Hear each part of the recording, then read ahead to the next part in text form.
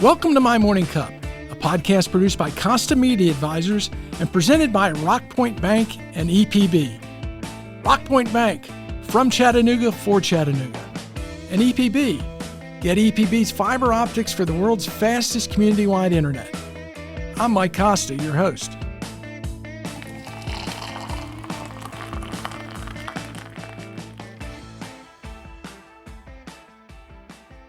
My guest this week is Jason Freier. Jason is the CEO of Hardball Capital, the owner of the Chattanooga Lookouts, as well as minor league baseball teams in Fort Wayne, Indiana, and Columbia, South Carolina. Jason, before we get too deep into how minor league baseball teams have the coolest nicknames, let me ask, what's in your morning cup? I'm pretty simple. I'm just a water guy. Really? No coffee, no nothing? Never had a sip of coffee in my life. Really? Nope. Just never a desire, never... Nope. My wife can't move in the morning without it, but not for me. Well, I was going to say, I get the sense you probably get moving pretty early, huh? Yes, generally. Yeah. What's your morning routine? What time do you get up? I get up at 4:45 because I swim from 5:30 to 7 most mornings. Wow. How long does that equate to in terms of meters or?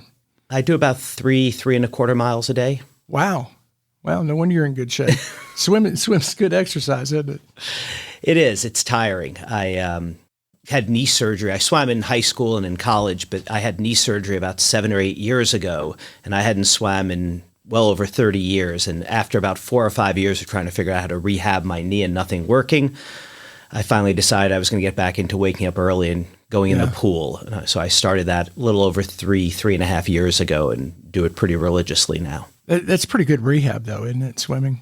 It's really the only thing I can do that's, cardiovascular that doesn't make my knee swell. Well, that makes sense rather than running or biking or doing something like that. Well, thank you for driving up from Atlanta and being here today. And as I mentioned to you a little bit earlier, everyone's excited about the Lookouts opening Erlanger Park here on, I think it's April 14th, isn't it? It is. It is. That's going to be exciting. But your story goes back to New York, and I actually lived in New York when I was a young kid from when I was 2 to 8, and you were born and raised there, right? I was, yeah. I was born in Brooklyn. I was raised in Queens and went to high school in the Bronx. My parents were New York City public school teachers. They spent a collective, 75 plus years teaching in the New York City public school system. So that was the only job either of them ever had as adults. So you mentioned Brooklyn, Queens, and the Bronx, right? Yes. What's your team then? Are you a Yankee or a Met? When I was growing up, the Yankees it was the George Steinbrenner Yankees, and he was doing things like hiring, private investigators to follow around his star player, Dave Winfield. There wasn't a very good vibe around the Yankees. The Mets, on the other hand, were, for most of my childhood, it was hard to root against them. I remember when I was, I want to say maybe it was high school age, David Letterman used to do this thing where when he would walk out on stage, the crowd cheers a lot, and he would try to quiet them down so he could get started. And one of the things he used to do occasionally is he would just get people to quiet down, and then he'd say, shh, shh. Then he'd get a very serious look on his face, and he'd say, if you guys can all just stay quiet for an extra second, you'll hear the sound of the Mets sucking. You know what? I remember that. I'm a longtime Mets fan because I lived there 64 to 70, so I got the benefit of the 69 Miracle Mets, and once that happened. Yeah, that was a little bit before my time, but it was hard when I was growing up. It was hard to root for the Yankees, and it was hard to root against the Mets. Yeah. So you'd go in the Mets camp. Yeah. And I grew up, and my parents still to this day live, maybe 15-minute bike ride from what was then Shea Stadium, what's now Citi Field. Citi Field, yeah. You have any siblings? I do. I have a sister. A sister? She is still in New York? Or? No, she lives out in San Francisco. So you grew up in New York. What's that like growing up in the boroughs of New York? Because you come south, and it's a much different experience, isn't it? It is. I spent a ton of time growing up on the New York City subways. Mm-hmm. My parents lived in Queens, and I went to high school in the Bronx, which meant I spent an hour plus each way commuting to and from my high school, which was a magnet school. And one of the things that I realized during that time is I did not want to spend any more of my life on the New York City subway system. So I don't mind it now when I go back to visit or for business or things like that a fair amount. But I've lived in various other places since, and what I've enjoyed about that is not having to spend a lot of time on the subway or things like that. I've lived in Atlanta for close to 30 years now, and things are just a lot easier. Yeah. Yeah. You mentioned you went to a magnet school. Were you going there for a particular program or? No. New York City, when I was growing up, had three significant magnet schools. One of them was the one I went to, which was the Bronx High School of Science. Mm-hmm. I was not a particularly sciencey person, but it was a school that was geared toward kids who had done well on whatever the admissions tests that they had. And, for me growing up, again, with my parents both having been public school teachers, by far the most important thing to them was education. Yeah. They didn't care about how we, my sister or I performed as, athletes or other things like that. What was important was that we did well in school. So you always went to the best school you could, and you took that as seriously as you could. Yeah, and so studying was a premium. But you mentioned you were also a swimmer. So were you a swimmer in high school? I was, yeah. And any other extracurriculars or sports that kept you busy? I played tennis in high school as well. Oh, okay. And how about part-time jobs? Anything of interest? Yeah, I had jobs from a very early age. So when again, my parents worked in the New York City public school system. Maybe starting about 13, I would spend time in the summers doing filing at the New York City Board of Education. I probably did that. Not terribly. I probably did that 3 or 4 summers. As I got older, again, I was a strong swimmer, so I was able to get licensed as a lifeguard. So I spent time lifeguarding at various pools not far from my house. Mm-hmm. I would spend a few weeks each summer. I did it maybe 3 summers as a ball boy at the United States Open tennis tournament. Oh, that's kind of exciting. That was cool. Yeah, that was a lot of fun. Yeah. What did you take from those part-time jobs? What was that teaching you at that time? Honestly, the lifeguard bit and the ball boy thing at the U.S. Open, those were sort of fun jobs that I felt sort of lucky to have, especially after having spent a bunch of time, sitting inside doing filing during a couple of summers.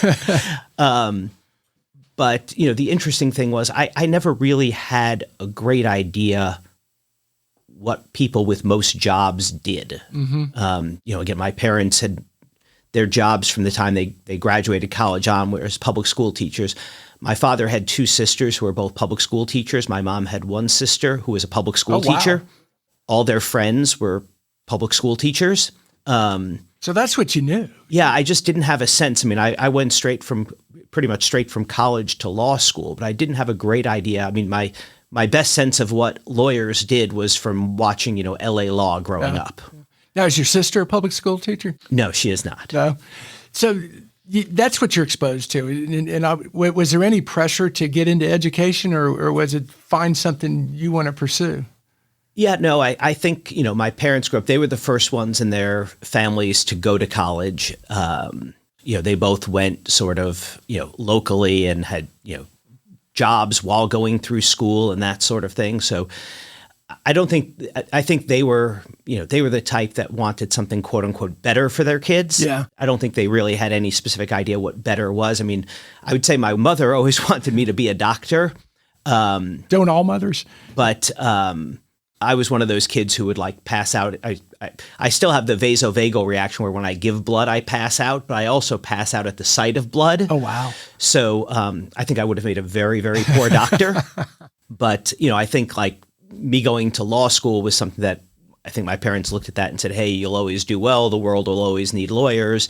It was a nice, safe career. Yeah. Actually, when I stopped practicing law and started this business, probably for the first 2 or 3 years, my father every once in a while would sort of whisper to me, he's like, when are you going to get a real job again?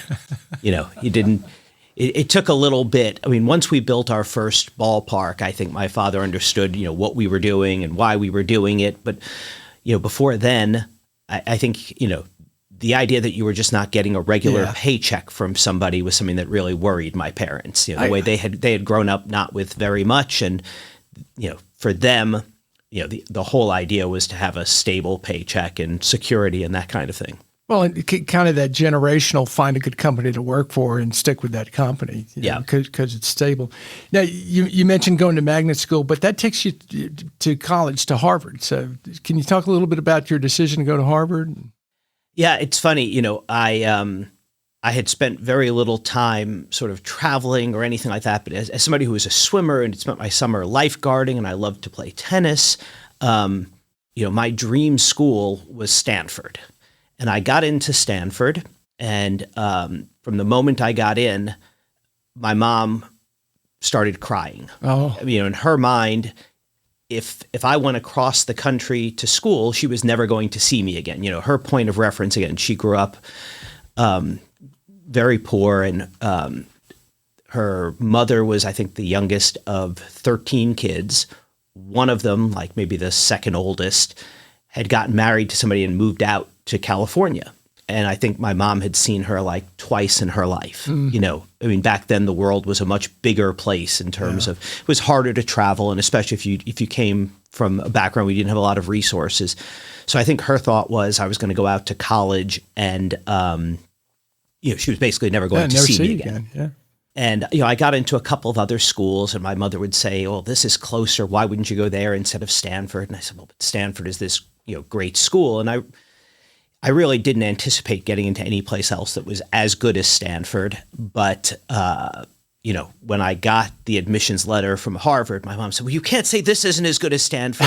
The fact that it was a place that you could drive to. So in some ways, it ended up being a fabulous decision. I met my wife in college and all of that. But in some ways, I feel like, if I'm being honest about sort of what ended up driving me there, it was as much the guilt from my mother as anything else. Well, and that's a strong driver.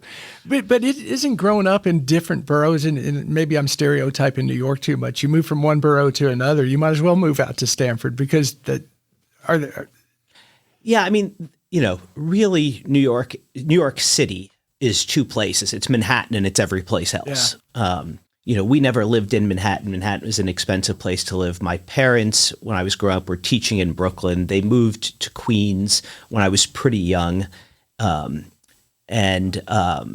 It's, you have very easy access to Manhattan and all that, but it's a different world once you get outside of Manhattan. Mm-hmm. Most tourists, if they visit Manhattan. The only reason they're in Queens is to get to the airport. Right. And I think Brooklyn now has become very cool, which is sort of funny to me because, when I was growing up, it was not at all cool. Yeah. There are areas now that are extremely trendy that I remember as being, extremely unsafe. Yeah. So a lot of gentrification in Brooklyn. Tremendous amount in Brooklyn. Queens is very interesting. Queens is probably as diverse as any place on earth. You have lots and lots of immigrants from lots of different countries. There are very big Asian populations there, Eastern European populations, all of that. So, the interesting about Queens is you can go, from one neighborhood to another, and it's almost like jumping countries. That is. I bet the food's good too. Yeah, lots of good options. So you get into Harvard, you go to Boston. Was that a bit of a culture shock for you? Is Boston enough like New York that you felt pretty comfortable? It is a city, so there wasn't a ton of culture shock there or anything like that. I would say the bigger culture shock is, an awful lot of the people when you arrive at school were people who had gone to, boarding schools or prep schools or things like this. Even though I had gone to a magnet school, the transition just from high school to college was probably a little more different from somebody coming from a public school than it was. Some of the kids seemed, I wouldn't just say better prepared, but they had lived a more similar life. Yeah, I get it. Through their high school experience. I would say more of the adjustment to me was the difference between, a high school situation where you had a very programmed schedule and you were, in the building for the 8 hours of the day and all of that, as opposed to sort of the the more flexible and more fend for yourself nature of college. Did you work through college or just focused on, because it is Harvard, you'd probably focus more on academics than anything else? Yeah, I mean, I worked during the summers, Yeah. but not during the school year very much. What kind of college job? Let me see. I mean, the first summer I did just go back and lifeguard. Yeah. Lifeguarding at that point was pretty good money, so that was helpful. Good job, too. Yeah. Other things I did during college, I spent a summer. I knew I might want to go to law school, and there were not a lot of jobs where you could get exposure to anything legal while you were still in college. But I managed to get an internship at the legal department of the Federal Energy Regulatory Commission in Washington, D.C. Oh, wow. So I did that for a summer. Living in D.C. was great. Yeah. Working at the Federal Energy Regulatory Commission told me that I did not want to be an energy lawyer. It was extraordinarily specific and, to my mind at the time, sort of mind-numbingly boring. But, it was interesting. Again, it was really the first time I was in a situation where I was, seeing people who went into an office to work for a living, right, as opposed to a classroom or something like that. So, that was interesting for me. So you're at Harvard and you make that decision to go to law school and you end up at Yale. What drove you to law? Honestly, coming out of college, I had very little idea what kind of job I would want to get. And, there were a couple of different options. I spent some time in college. I did have a small job in college where I helped a professor with research for a book he was writing and that sort of thing, and talked to him a little bit. And he suggested, well, you can just stay on and get a PhD. I was a government and philosophy major as an undergrad. And, it seemed like a nice, easy path, right? I could just keep doing more or less the same thing I'd been doing. But I looked around at some point, as I was sort of in the process of considering going in that direction, and realized that, I looked at the PhD students who were at Harvard at the time and realized that these were some of the people who were, at this point, sort of leading experts in the world in the very narrow thing that they were studying, but they were, 28 years old and living in the dorms. Right. Yeah. And it occurred to me again, my parents had worked very hard and saved a lot of money to help with college. I obviously would come out of college, with lots of debts to repay. And it occurred to me that, what I didn't want to be doing was being 28 and still living in the dorms. I needed to find a way to do better than that. And so, looking at other options, I had business school or law school. Business school required you to have a job first. And the whole point of this to me was that I didn't know what I want to do for a job. So, applying to business school for them just to say, go get a job for a couple of years before you come here sort of defeated the purpose. Law school was a lot like what I studied undergrad. I found the substance of it interesting. Like I said, I had a good idea what law students did. Mm-hmm. I didn't have a great idea what actual lawyers did, but figured I would be good at law school, so I'd go do that. And again, in the back of my mind, similar to what I said before, was this idea that the world was always going to need lawyers. They're always going to need doctors too, but being that I passed out the sight of blood and that was out, this was something where I would have, some safety. Sounds like a better choice than a doctor. What area of law, once you got into law school, what interested you in terms of the area of law? Again, I was a sort of government and philosophy major as an undergrad, so I went through law school and probably took almost nothing that was practical at the end of the day. I took, Yale Law School is very strong at producing law professors, judges, things like that. It probably on a per student basis probably produces fewer sort of full-time practicing lawyers than almost any other law school.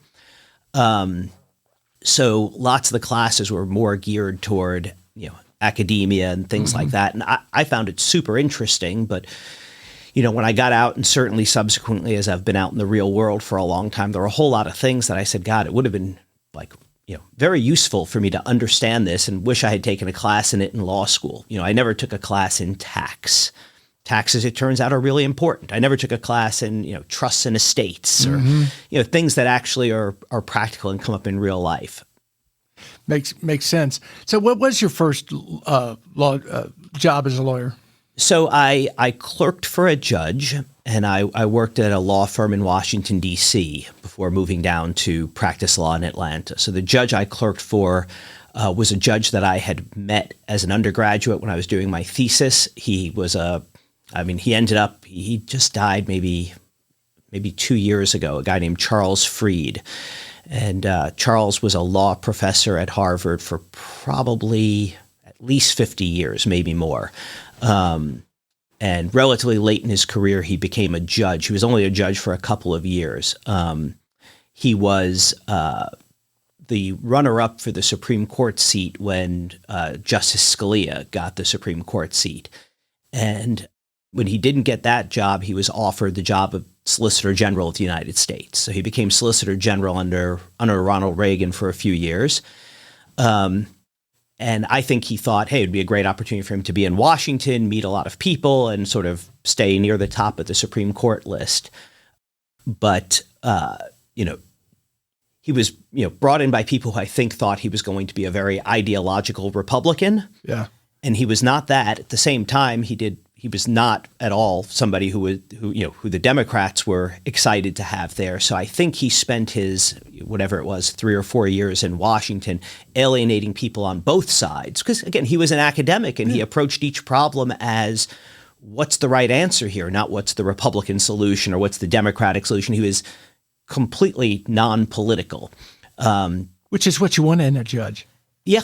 Yeah. Well, and again, as Solicitor General, I think it was also a great trait to have, but I don't think it served him well in terms of endearing him to politicians. Right. So at some point, I think, he went back and continued to teach at Harvard, and then realized somebody basically told him, hey, you're never going to be nominated for the U.S. Supreme Court. But one of his former students was then governor of Massachusetts, a guy named Bill Weld. I remember Bill Weld. And Bill Weld said, well, if you want to be a judge, I'll put you on the Massachusetts Supreme Court. So Charles became a justice of the Massachusetts Supreme Court. But while I was there for his second year, and I don't think he lasted even a full year beyond that. I think he realized that, he had spent most of his life studying and writing about just whatever interested him. Now, as a judge, he'd have cases before him, and there'd be a case to write an opinion for, and he would just think, well, this is not a very interesting problem, but now we have to spend time and energy writing this. So he was a judge for a brief window of time, but a brilliant, brilliant guy. So I had the opportunity to clerk for him, and then I worked for a law firm called Williams & Connolly in Washington, D.C., which was at the time, a great place. We did everything from, we did a lot of First Amendment law. We represented, whether it was the Washington Post and ABC News, all the way to the National Enquirer, the Star, and the Weekly World News. We also did a bunch of political stuff. While I was there, we were representing President Clinton in the impeachment hearings. But it gave me actually an opportunity to gravitate toward doing some law around sports. I had always been a big sports fan, and they had a practice there. Edward Bennett Williams, who was the founder of the firm, dead by the time I got there, but had been an owner of both the Baltimore Orioles and the Washington Redskins. So he had, he had a bunch of lawyers there who were many years senior to me, but who had grown up doing sports-related work. So we had a pretty robust practice in that. And I'm glad you brought that up, because that transition's interesting, because I don't think immediately when people think law, they think sports. But obviously it's a huge factor, particularly in the majors. It's become one. Again, I think that, when Edward Bennett Williams was an owner of the Orioles and the Redskins, sports was still a relatively small business, and people weren't hiring, super high-priced lawyers to deal with sports matters. But by the time, I was practicing, these sports teams had started to become very valuable, and people were hiring, the very best and the most expensive lawyers to handle the matters around their teams. And you were not just baseball, but football and. Yeah, we represented a variety of folks. I mean, we represented Eddie DeBartolo Jr., who used to own the San Francisco 49ers. It's still his sister's family that owns and runs that now. And we had a partner at the firm who had, sort of an athlete representation business. He was not really an agent, but did a lot of the work that agents would. And he represented guys like Tim Duncan and Grant Hill in everything from their contract negotiations to their sponsorship deals and things like that. So, yeah, we had a lot of exposure around different sports. So that gets you exposed to the legal aspect of it. And when you moved to Atlanta that you decided to go out on your own and start your own? So I was a lawyer in Atlanta for several years. I don't know, maybe 6 or 7 years. And, probably at some point even in the first few years I was practicing law, I realized I didn't really want to be a lawyer full time. Yeah. Even when I was working on things where the subject matter was more interesting to me, like sports, or when I had been involved in some of the political matters down in Washington, the actual day-to-day of being a lawyer, there were some days where it was really interesting, but there were a lot of days where I just wasn't excited to do what I had to do that day. And I wasn't terribly sure what the right answer was or what else was out there, but I just started looking at different things. And at some point I lucked into a representation where I had cause to understand minor league baseball. There was a dispute where the values of some minor league teams was relevant to the dispute. And it got me to look at this part of the business. And, I found it fascinating from the first moment. So is that exposure to minor leagues that really kind of flipped you and directed you? It was. I mean, in all honesty, when I first looked at it, I didn't know if it was going to be a significant enough business that it was going to justify, stepping away from the law. I thought maybe, hey, this would be an interesting side investment that I could spend some time on, and then I'd spend a little less time on my primary job. But as I got into it, I thought there was more and more opportunity. And ultimately, when I had been looking for about 3 or so years to purchase a team, we had bid on a couple of teams and not been the high bidder. But when we finally got one team through a very strange set of circumstances, we finally got a team that we were going to buy. And before that even had closed, another team fell in our lap that was also, I thought, a very good investment. And I remember thinking that, hey, if I don't do this, somebody's going to pay more for it. I'm going to be kicking myself. So I found a way to raise enough capital to buy 2 teams at once. And suddenly, instead of saying, hey, let me wade into this and keep my legal job and have this investment on the side, suddenly I had 2 teams, and I had put my life savings into this. And I had raised money from people that I knew, whether it was friends from school, friends that I had met through work, or even some of them were clients that I had represented as a lawyer. It occurred to me that if I had taken these people's money, I'd better put my all into making this thing a success. And in the back of my mind, I realized that if it doesn't go well, I can always go back to being a lawyer. Mm-hmm. Going back to this idea, the world's always going to need lawyers. So I did it with some trepidation, but sort of knowing that my fallback was maybe I'd lose a few years of seniority as a lawyer while I was trying this. But if it failed, my family wasn't going to go hungry. Right. I could go back to what I had been doing and knew how to do pretty well. Did you form Hardball Capital as before you purchased the teams? I formed it to purchase the teams. To purchase the teams. And what was the team you went after, and what was the one that fell in your lap? Well, the team they both sort of fell in our lap in a way. The team that we agreed to purchase first was what was then called the Fort Wayne Wizards in Fort Wayne, Indiana. We agreed to purchase that on Veterans Day in 2005, I remember. And because we were first-time purchasers, there's a very rigorous screening process you go through to buy an affiliated team. It's not quite as detailed as if you were buying a major league team, but it's the same process. And it's also, you're vetted, we were vetted by both minor league baseball and major league baseball. So as a first-time purchaser, that process took a while. The Fort Wayne team, we had put in a bid on, we had not been the high bidder. The deal had fallen through but the seller had already essentially spent the money. He had another deal where he was buying part of a soccer team in England, and he needed this money. So when his original deal fell through, he called up and said, hey, I'll sell it to you at your lower price as long as you can get this done pretty quickly. And we did. But while we were going through that process, there was a team in Salem, Virginia, which is essentially Roanoke. That's the one that I was describing as something that fell in our lap. Mm-hmm. There had been a team we had bid on previously that we were not the high bidder on, but I had developed a good relationship with the guy who was operating the team.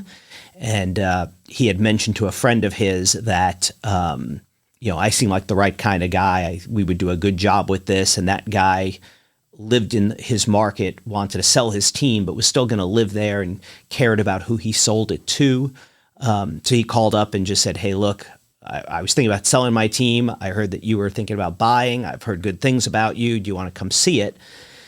And I figured at first, well, I'm not going to buy a second team right away, but let me go. I learned something anytime you go and look. Mm-hmm. But in relatively short order, it was clear that, he was willing to sell at a very reasonable price. He wanted to know that his son, who worked for the team, would still have a job. His incentives were not purely economic. And I started to see some real benefit maybe to having two teams at once, really accelerate the learning curve. So we pretty quickly agreed to buy that one as well. And I want to go back to Fort Wayne real quick. You said the original name was the Wizards, right? It was. And now it's the Tin Caps? It is. What is a Tin Cap? So we changed the name when we moved to the new downtown stadium we built that opened in 2009. One of the things I learned pretty quickly is that minor league names and logos are a big part of the minor league identity. And really, as I thought about it, there were three things that were important about a minor league name. First of all, it needed to be local. It needed to have some local tie. The second thing is it needed to be unique. You wanted to have your own identity. And the third thing is that it needed to be fun. Yeah. And when I looked at Wizards, it really didn't hit any of those criteria, right? There was nothing local about Wizard in Fort Wayne, Indiana. People chose it because Wayne had a W and Wizard had a W. And a lot of people, when they pick these names generically, they go with some sort of alliteration.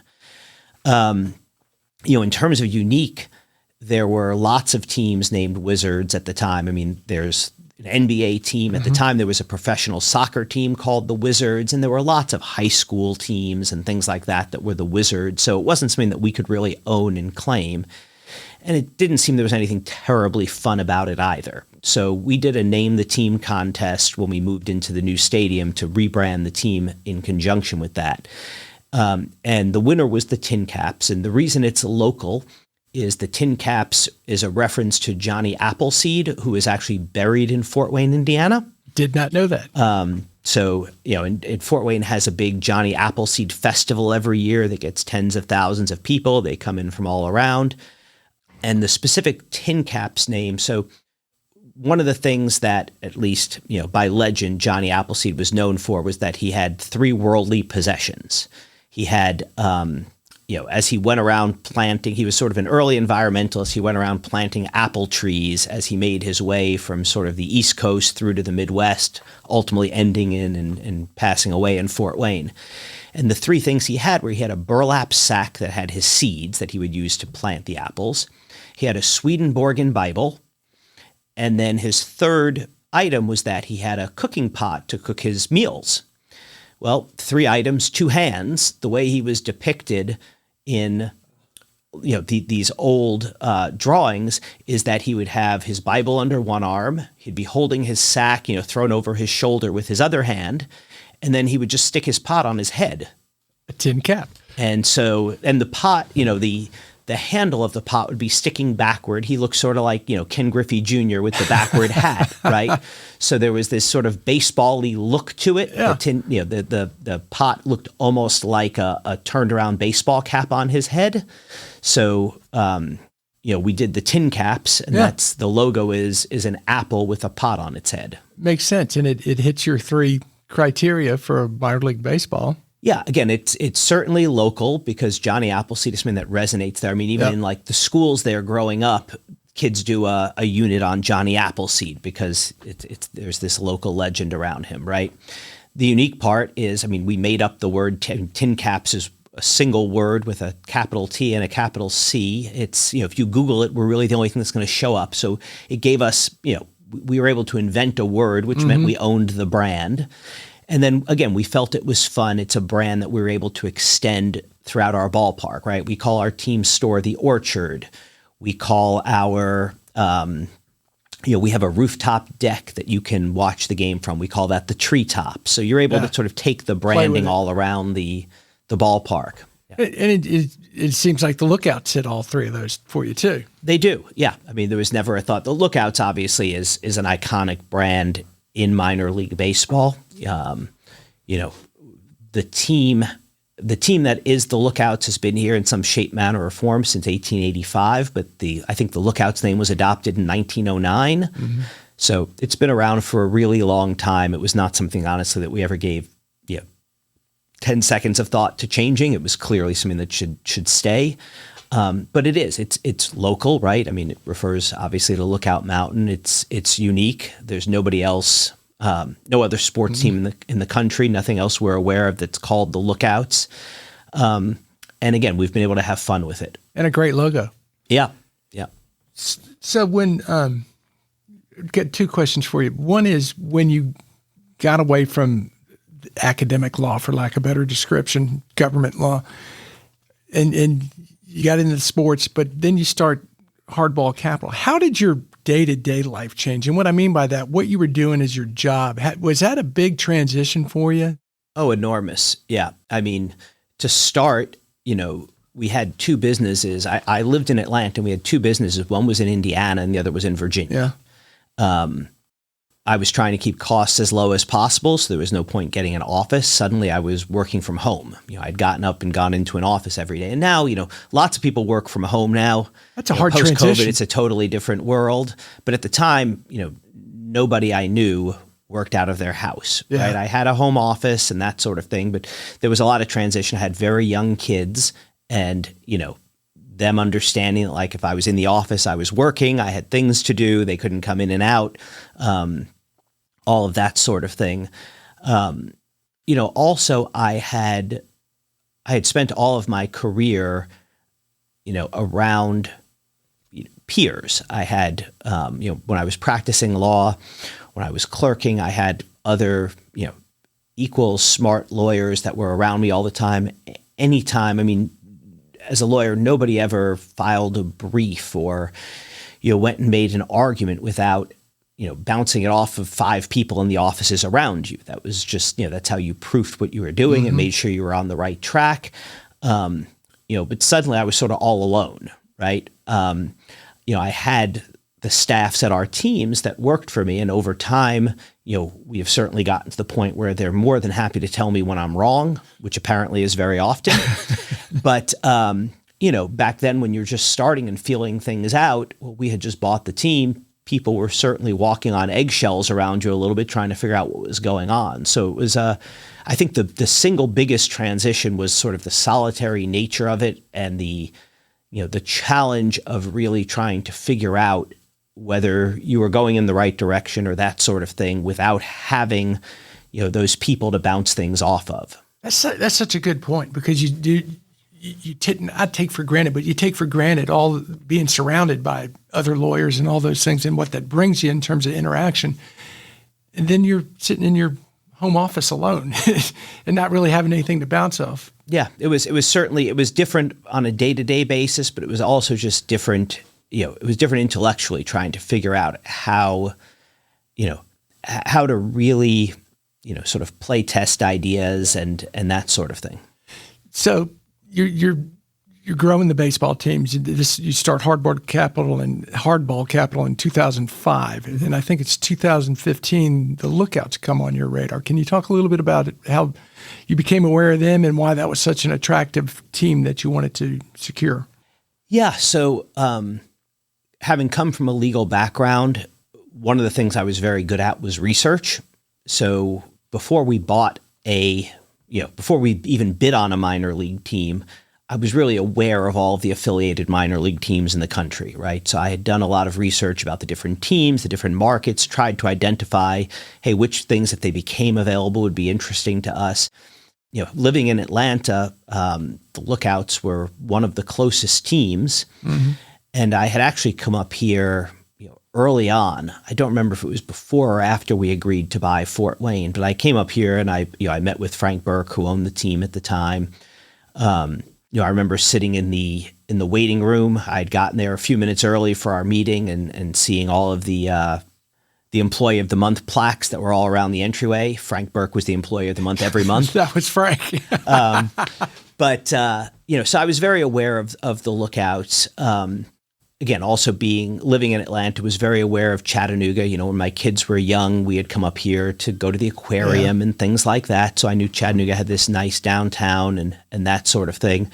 When I first heard about the Lookouts being available for purchase, it was probably maybe more like 2013 or something like that.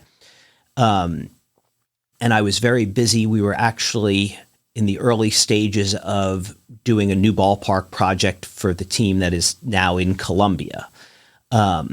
So I thought it was interesting, but it was one of those things where I really just didn't have the bandwidth to spend a lot of time thinking about it. But by 2015, our ballpark project was mostly done. Our ballpark opened in early 2016. So, as my time sort of freed up a little bit more and the team continued to be available, decided to spend some time looking at it. Really was very excited by the Chattanooga market itself. I thought Chattanooga was great when I had come up here when my kids were really young, but I had seen a lot of progress in the market between the time I had spent more time in Chattanooga and when I came up to look at the team. And that's the most important thing to us when we look at a team, right? I mean, there's really three pieces that go into whether or not a team is successful. It's the market, it's the venue, the ballpark, and then it's how you operate it. How you operate it is the easiest thing to change, right? You get the right people, you have the right plan. The ballpark is more challenging, but by the time we were looking at this, we had already built a ballpark in Fort Wayne. We had a ballpark that was almost done in Columbia, and we had helped a couple other markets build ballparks as well. So we knew we could figure out the ballpark. Didn't know it was going to take us 11 years to do it, but we had confidence we could do that. But the most important thing about the team is, where is the team? If you are in a good market, you can do pretty mediocre job on the other two and still be okay. If you're not in the right market, you can be a tremendous operator and build a great venue. You're still not going to do well. You need to be in a market that has the right kind of demographics. You need to be in a market that's growing. You need to be in a market that has significant businesses. You need to be, in a market where people, enjoy sports and things like that, where people get out for community events. And, Chattanooga fit the bill on all of those. So you buy the team in 2015, and I think from a local perspective, the stadium wasn't a big issue at that point, but minor league baseball, or really Major League Baseball, made the stadium become an issue, did they not? Yes, but that was a little later. So, when we bought the team, really the drive to do a new ballpark was because it was coming from us. It was something where, we had done our ballpark in Fort Wayne, and when we went to Fort Wayne, the downtown was moribund. There hadn't been $10 million invested in downtown Fort Wayne in the preceding decade. We built our ballpark. We now have about $1.8 billion of development around it. The downtown is entirely changed. We've seen the same thing happen with teams in other places, not just our teams. It's the same thing is happening. We have about $1 billion of development around the team in Columbia, but we also have seen this in places like Durham, Greenville, Birmingham. There are a lot of good examples. So for us, we thought that, a new stadium would both be a great thing for the team, but also a way to help redevelop an area in town here in Chattanooga. So that was really our driving force going into COVID. This was being driven by us, not so much by Major League Baseball. I mean, there were some ways in which the existing stadium was certainly deficient, but Major League Baseball was not making a big issue out of it at that time. coming out of COVID, Major League Baseball restructured the minor leagues, and they got rid of 40 out of 160 teams. And wasn't Chattanooga on that list? We were on the initial cut list, so I read about it. Literally, the first time I saw it was in the New York Times, because God, what's that do to you? The list was leaked in some way from Major League Baseball and ended up getting printed in the New York Times. And the Chattanooga Lookouts were one of a few AA teams that were going to be cut, one of two even in the state of Tennessee. And we looked at it and said, man, that would be awful. Yeah. And so, we started trying to work with both of the then mayors, Mayor Burke and Mayor Coppinger, to make the case for Chattanooga to Major League Baseball. We were very lucky in that, having owned other teams for a long period of time then, we had developed a strong reputation inside of baseball. And in particular, our stadium in Fort Wayne had been rated the #1 ballpark in minor league baseball, I think 13 times in 15 years. Our stadium in Columbia won a Ballpark of the Decade award. So we were known as people, A, who could figure out how to get new ballparks built, and B, who could do a really good job building them when we did them. Mm-hmm. So, we were able to make the case to Major League Baseball with the help of the mayors that, first of all, Chattanooga is a place that you want to be. And again, we believe that 100%. It was the entire reason we bought the team. The stadium was not great at the time when we bought it. The operations, I would say, were somewhat neglected at the time we bought it, but we bought the team because we wanted to own a team in Chattanooga. So we made that case to Major League Baseball and said, look, just give us some time. We can figure out the ballpark thing. We had been taking our time with it. It was something we always knew we wanted to do at some point, but quite frankly, pre-COVID, we were doing fine in the existing ballpark. We were really, we knew we wanted to do a new ballpark at some point, but we're just waiting for the right opportunity and for the stars to align.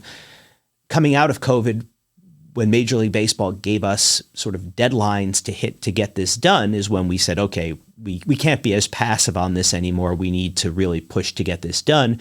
And thankfully, both of those mayors understood that. And then when Mayor Kelly took over for Mayor Burke, he understood this as well and picked up the mantle. And he and Mayor Coppinger really are, what they were able to help us accomplish is the reason we still have a team here in Chattanooga. So to a great degree, Major League Baseball put you on the clock. So They it's did. time. They did. They took something that we wanted to do at some point in the future and thought would be good for us in Chattanooga and said the time is now. Yeah. So you're on the clock.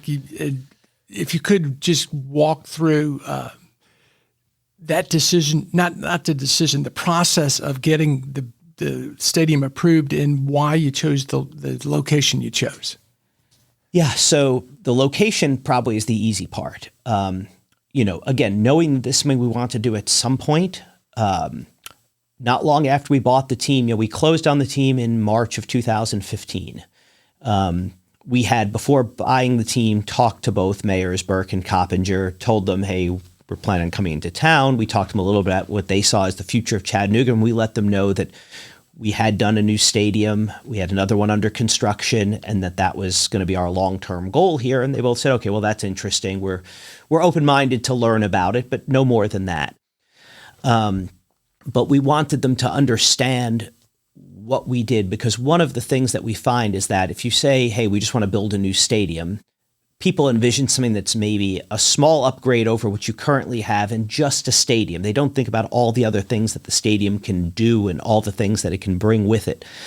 So in August of 2015, we actually flew Mayors Burke and Coppinger up to Fort Wayne, where they got to meet with the mayor, some members of the city council. They met with the CEOs of the 3 largest companies in town. And the whole point was to let them see sort of the larger picture of what a ballpark, not just a ballpark, but a ballpark-centered development could mean for a city. And I think they both came back impressed, again, not with the idea that, hey, this is something we have to do, but saying, hey, if it worked out that well there, it's at least something we should consider. And, the next step we said to them was, where do you think this should go in Chattanooga? And they said, well, why don't you look at that and you tell us?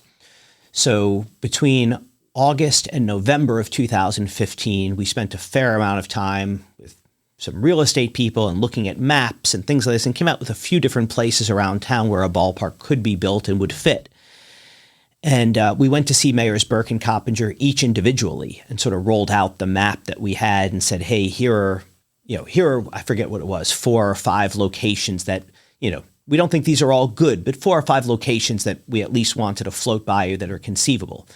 No sooner had we rolled out the map for either of them, each one of them independently just pointed and said, right there. The Foundry site was a priority site, I think, from everybody's perspective, right? It's the front door to Chattanooga. It's what you see coming into town. It gives people a first impression here. It's been blighted for a long time. And then, I think there's also been this sense that, I think it's true, right? Downtown has started to creep south a little bit. Lookout Mountain, you have areas below that like St. Elmo that have been rising over the last decade or so. But you have this gap here where there's been lots of investment in other places in Chattanooga, but really between where 24 curves around and over by St. Elmo, there hadn't been much investment. Yeah. So this had been an area that was a big manufacturing area that had really fallen on hard times. And the question was, okay, while other neighborhoods in Chattanooga are seeing investment, how do we direct some investment into this area? How do we do something for the people that are living there? So I think it was both the front door aspect and the idea that, this area deserved something. That there was a hole. Them. Yeah. Really, if you were driving back and forth between downtown and Lookout Mountain, there was, it was sort of like a barbell, right? You had strong pieces on either end, but in the middle, really all you did was drive down Broad Street. It was just a way to get from here to there. There was no reason to stop in between. And again, the people who had lived in there who lived in this area in South Broad had not seen any investment while there was billions of dollars of investment going on. Lots of other, if you added up, lots of other places around Chattanooga. So the site was, I think this is a site that we would have been leaning toward anyway, but really, we knew that the mayors would know their city better than we would. We had been in the market for 6 months at that point. So I'm pretty sure it's where we would have ended up anyway if it had been up to us, but they made it a very easy decision. And before we run out of time, I want to talk about the upcoming fan experience, but I had the opportunity to tour the ballpark the other day, and just the way it's integrated that historical legacy manufacturing, the old buildings, and then the new ballpark with it, really, I think pays a lot of tribute to Chattanooga and its history, the way it's all been integrated together. Yeah, it really is unique. With our ballpark in Columbia, the site that we moved on to had a bunch of historic buildings, and I think 8 historic buildings on that site had been saved, but they're around the ballpark. They're not the ballpark. This is integrated into the ballpark. Yeah, we got tremendously lucky here on a couple of levels. The first level is that, Gary and Bobby Chazen and their partners, when they bought this site, they not only cleaned up all the environmental issues and had it ready to go, but they took tremendous care of these old buildings. They didn't let them get into a state where they were falling down and couldn't be reused. So they were incredible custodians of that site. I know people complained about the fact that the site wasn't being developed for a long time, but they were incredible custodians for 2 decades, really. Mm-hmm. So we got there, and there were these fabulous assets, these old buildings, and then we were equally lucky to get, Jim Irwin and New City as the developers. Lots of developers would have come in and said, okay, let's just knock everything down, and here's my master plan, and let's start building in the easiest and most convenient way, right? Jim is precisely the opposite. Jim is not going to knock down or take away anything that's on that site unless it was absolutely necessary. And even then, he's acting like you're taking one of his kids away. He wants to save everything. If you look at, it's not just the buildings that are saved. It's so much of the, pieces of the slabs of the concrete that were on the site are being repurposed around the site. Lots of other stone that has been, sort of smashed up is being used around the site. I've seen the bricks. Yeah. Every old brick on that site has been saved. Not a single new brick has been brought on. So Jim had both the desire and the expertise to help us figure out how to reuse these historic buildings and then between him and the great architects that we've had, figure out how to integrate those into the ballpark. And we used, primarily local architects. The primary architects on this have been DH&W right here in Chattanooga, but we did bring in to sort of help them to make sure that this was, a well-functioning baseball stadium. We brought in a guy who we've worked with before, who is a retired senior guy from Populous, which builds lots of the largest stadiums around the country.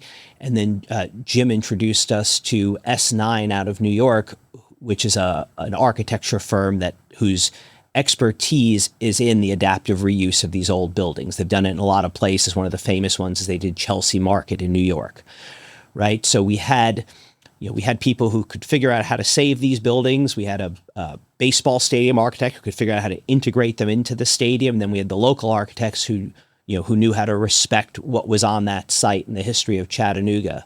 So I think, this is really going to be the most unique ballpark at any major or minor league level in the country. Talk about two things before I get to the last question. The fan experience coming up on April 14th, what they can expect to see, and then a year or two from now when more economic development is on that site. Sure. Well, we have not just April 14th, but we're thinking about it as opening week rather than opening day. So we are home for 6 days, 6 games, April 14th to 19th. And, we will have something great going on every day. And, we fully expect the ballpark to be packed. We think people in town are excited. The ballpark has been built with more unique experiences, not just the historical architecture, but more unique ways to experience the game. We have lots of social areas within the ballpark. We've tried to make it a ballpark that people can move around and experience from lots of different angles and vantage points. You can come to the ballpark 10 times this year and never have the same experience twice. We also have made sure to solve some of the challenges from the prior ballpark. The sun is not setting in fans' eyes or anything like this. But we've tried to design the ballpark with something for everyone. We have what we call different neighborhoods around the ballpark. So we have, luxury suites and group areas that are aimed at larger businesses. We have what we consider small outdoor suites that are focused on smaller businesses. We have a bar with cabanas and a social area that's really geared toward young professionals and college students. We have a grass berm and a kids' play area geared toward families with kids. And then, of course, we have, just straight up great baseball seats. If you're just a baseball fan and you're there to watch the baseball, and that's it. So, we're really excited for fans to experience that for the first time. In terms of what's going to go on around us, again, we are tremendously excited about that, both because we've seen what these ballparks can bring with them. For people in Chattanooga, they might not be familiar with what we or other folks in minor league baseball have done, what we've done in Fort Wayne or Columbia or things like that. But many of them are probably familiar with the Battery in Atlanta, right? So again, you've seen that was an empty piece of property that in a very short time became one of the most popular places in Atlanta. So we see something like that happening here. And then again, we're especially excited because, Jim Irwin is just absolute top of the heap in terms of developers. I mean, certainly there's no one in the Southeast who is doing, the kinds of things that he is doing. Whether you go down to Atlanta and see the few $1 billion they have under development around the Beltline in Atlanta, I mean, that is the trendiest, the coolest place in Atlanta. It's where the best companies want to be for their offices. It's where the young people want to go out. It's where the cool restaurants are.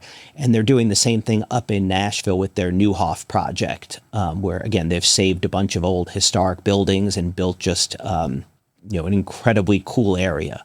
So we think that it's not just that development is going to come, but the caliber and the quality of what's going to be coming here is something that Chattanooga has never seen before and will really take this town to the next level. And really make more cohesive what downtown is, fill that hole. Yeah. Yeah, I mean, the ultimate goal, right, is to fill in everything between, I mean, no one person, no one developer is going to do it. And it's certainly not going to happen, overnight. But the goal is ultimately to have downtown to Lookout Mountain connected, where all of that is a thriving and prosperous area, while still making sure that, the people who live there now are the ones who are seeing the benefits. Before I get to my last question, I want to remind our listeners who makes My Morning Cup possible. And it's a big thank you to our presenting sponsors, EPB and Rockpoint Bank. Get EPB fiber optics for the world's fastest community-wide internet, and Rockpoint Bank, your local banking partner, your business, your bank, your future. Jason, thank you for coming. Last question for you. It's my standard question I ask everyone on My Morning Cup. What would you tell that 25-year-old Jason is important for a happy life? I mean, look, the single most important thing is always family. I've been lucky. My wife and I have been together for, 35 years, give or take now. And, I've got great kids who thankfully still want to spend time with us and that sort of thing. I think, though, that, from a career perspective, it is an absolute life changer to have something that you're excited to do every day. Mm-hmm. When I was a lawyer, I was very well compensated. I had a prestigious job, but most mornings I was just not excited about what the day was going to bring. And I think a lot of people go through life that way. I'm thankful that the opportunity presented itself. My wife was incredibly supportive. It was a situation where we had young kids. It would have been very easy for a spouse to say, stay where you have the nice stable paycheck and we can live a nice life and suck it up. But that was not her position at all. She understood that wasn't making me happy and was very supportive of me sort of going for it. But that's been, the last 20 plus years I've been lucky. I mean, there are obviously days I feel like, the amount that I've got to do is overwhelming and I'd like to, take a nap or something like that. And it's just not an option. But I can't say there have been many, if any, days that I haven't been excited for what I'm doing. And, that makes it just an enormous difference in your life. Yeah. And I can tell you, locally, everyone's excited, not just about the ballpark, but really from some of the research I've done. I think we're also very excited with our ownership group because you guys do have a sterling reputation in baseball and are well thought of, and just this whole process of the stadium and what it's going to be and your love for this community, I think is very important to this. So. Well, thanks. The other thing I would say about our ownership group is realize, one of the things that we did from the outset, and we've brought on more over time, is we do have about 20 local owners. So a whole bunch of people around Chattanooga own a piece of this team. And, we think that's super important. We also have found it very valuable. I'm up here a ton now. I'm here just about as much as I am any place else, but it's still not the same as people who have lived here for 20, 30, 50 years. So to have those local owners as resources to make sure that we're doing the right things in the community and that we're on track, and to hear what the perception is from the people that they know and run into, that's been super valuable to us. So we really appreciate having those local folks, and think that's an important part of how we're going to continue to serve Chattanooga well. Yeah, it's Chattanooga's team. Well, as I said, we're excited not only to have you here today, but we're excited about opening week because you got 6 opening nights coming. We do. Everyone will have something really great going on. So we look forward to seeing people out there and showing off the new home. I look forward to it. Thank you, Jason. Good to see you. Thanks, Mike. Thanks for listening to My Morning Cup, a podcast by Costa Media Advisors. If you liked this episode, please share it with a friend. I release a new episode each week, so be sure to subscribe on Spotify, Apple, Google, or wherever you listen to podcasts.